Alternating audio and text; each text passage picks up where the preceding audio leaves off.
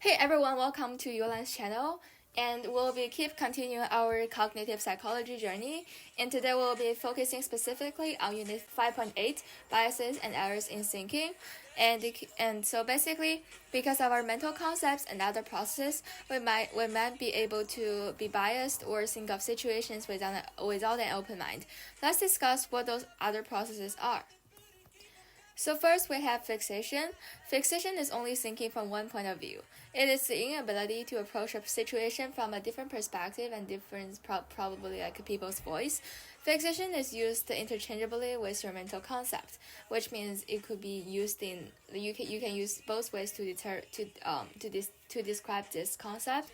And functional fixedness is the tendency to only think of the familiar functions of an object. An example of functional fixedness will be the candle problem. Individuals were given a box with some text, matches, and a candle. Then they were asked to put the candle on the wall in a way that the candle wax would not drip while it was lit. Most of the objects were unable to solve the problem. Some tried to solve it by trying to pin the candle on the wall with a thumbtack. The successful method was to attach the box to the wall using the thumbtacks, then put the candle in the box to light it. Because of functional fixedness, individuals were unsuccessful because they couldn't understand how a box can be more than just a container for something, which is super interesting, which demonstrates like people lack the ability to actually think from another perspective that could solve the problem. Then we have heuristics. The following two heuristics can lead us to make more poor decisions and snap judgments, which downgrade our thinking. We have availability heuristic, and this is the ability to easily recall immediate examples from the mind about something.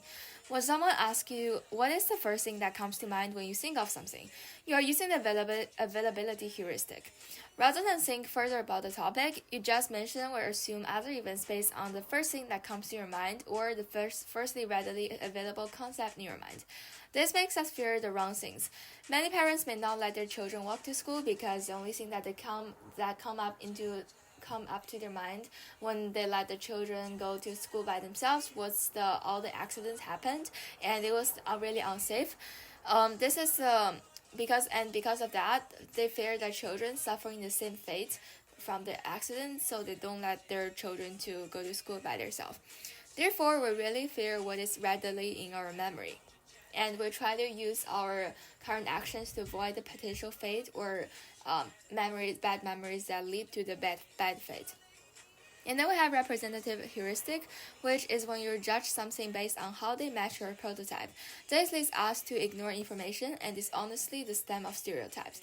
For instance, if someone were asked to decide who would most likely went on an Ivy League school, which is super interesting, when looking at a truck driver and the professor, most people would say the professor.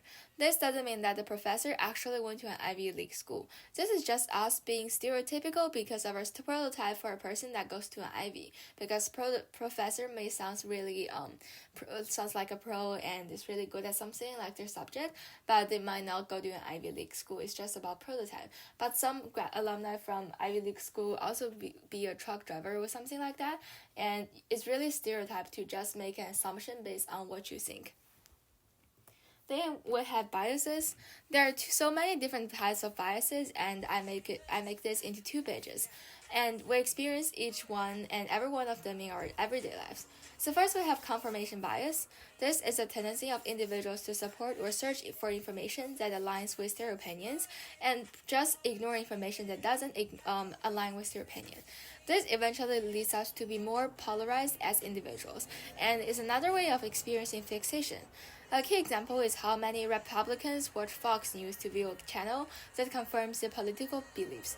People really dislike it when others have different opinions and just continue to find those that align with their opinion and potentially ignore another aspect of the problem and just think what they think is true.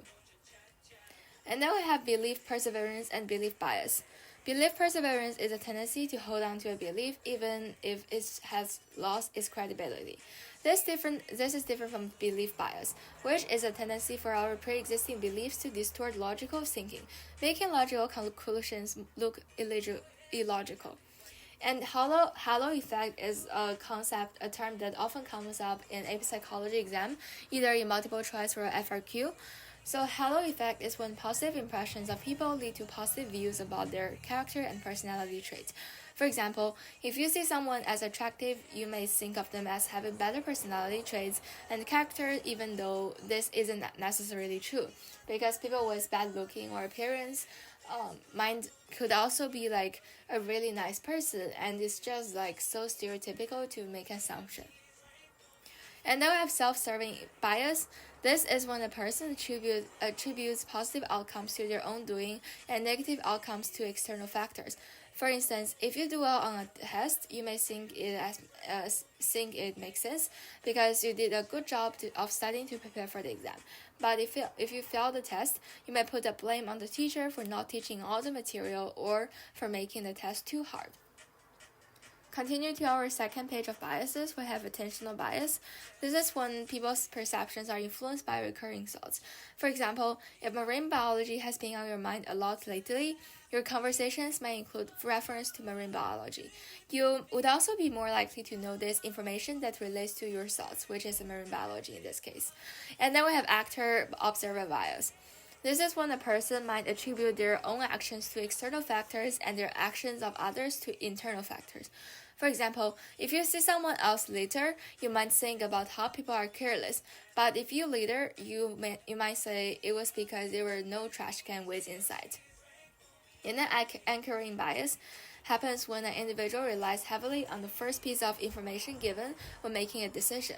The first piece of information acts as an anchor and compares it to all subsequent information.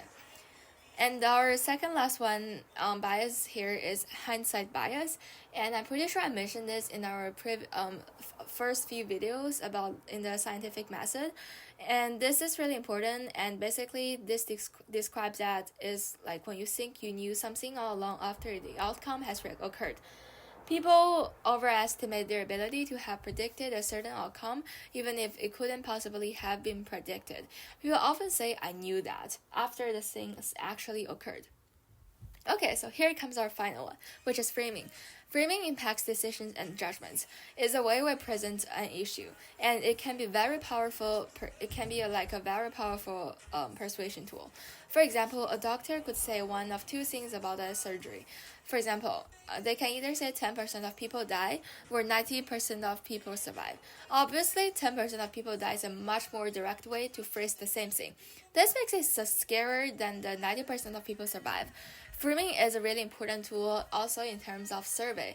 So how to frame your words when asking a question without having a bias and lead the participant to fill out the survey in another way is really important. So just be careful of the way that you phrase the words.